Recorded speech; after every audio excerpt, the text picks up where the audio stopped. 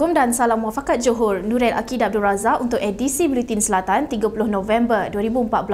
Sekitar Perhimpunan Agung UMNO 2014 yang berlangsung di Pusat Dagangan Dunia Putra PWTC.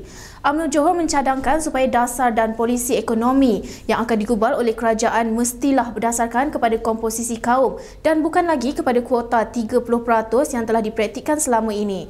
Jurucakap Badan Perhubungan UMNO Negeri, Datuk Dr. Adam Baba berkata, ia membolehkan Bumiputra memperoleh lebih banyak pegangan ekuiti dan menjamin kedudukan orang Melayu dan Bumiputra.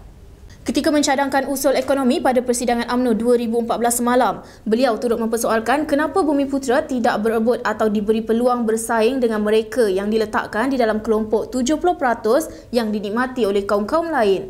Katanya lagi, UMNO Johor juga meminta kerajaan menggubal dasar baru yang dikenali sebagai Dasar Pembangunan Usahawan Nasional DPUN bagi memberi nafas baru kepada program pembangunan masyarakat perdagangan dan perindustrian Bumiputra MPPB.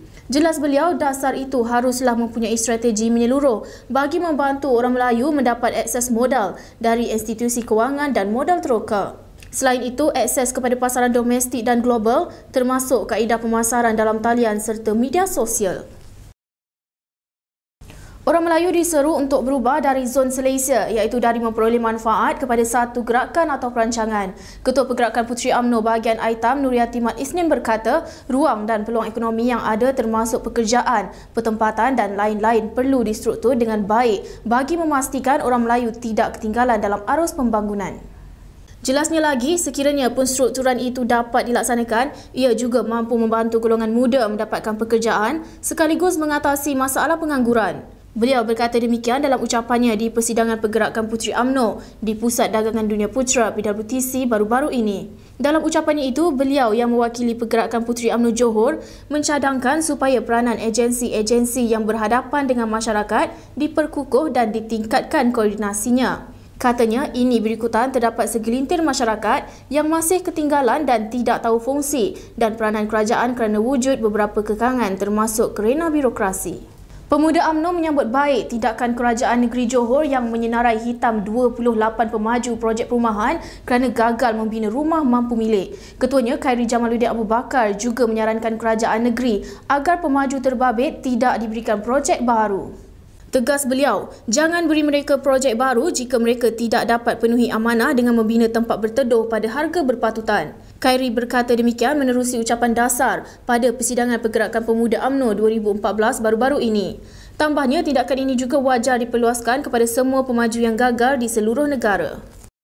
Perhimpunan Agung UMNO 2014 berakhir dengan mesej tegas dan lantang Presiden UMNO bahawa hak keistimewaan orang Melayu, raja dan agama Islam yang termaktub dalam perlembagaan negara tidak boleh dipertikaikan lagi. Perdana Menteri Datuk Seri Najib Tun Razak berkata, seluruh rakyat Malaysia perlu berhenti berbala mengenai perkara berkenaan, sebaliknya memberi tumpuan penuh kepada usaha memajukan negara. Menurut beliau, memajukan negara Malaysia merupakan fokus yang perlu diutamakan untuk membawa nama negara ke hadapan dan bukan berbala mengenai hak yang termaktub dalam perlembagaan negara.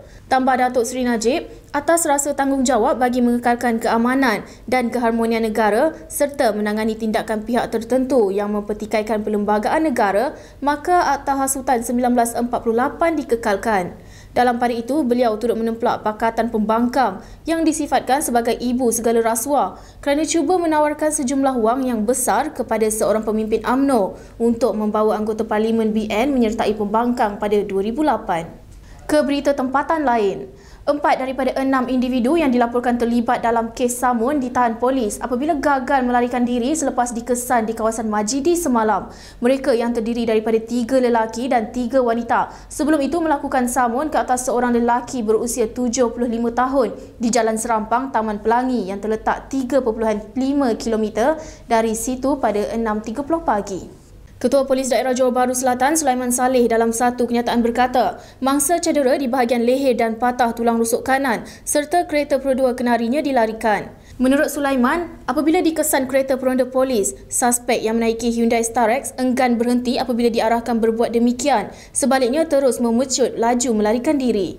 3 suspek wanita dan seorang suspek lelaki berjaya ditahan, manakala 2 lagi lelaki berjaya meloloskan diri. Polis kini sedang giat memburu kedua lelaki berkenaan.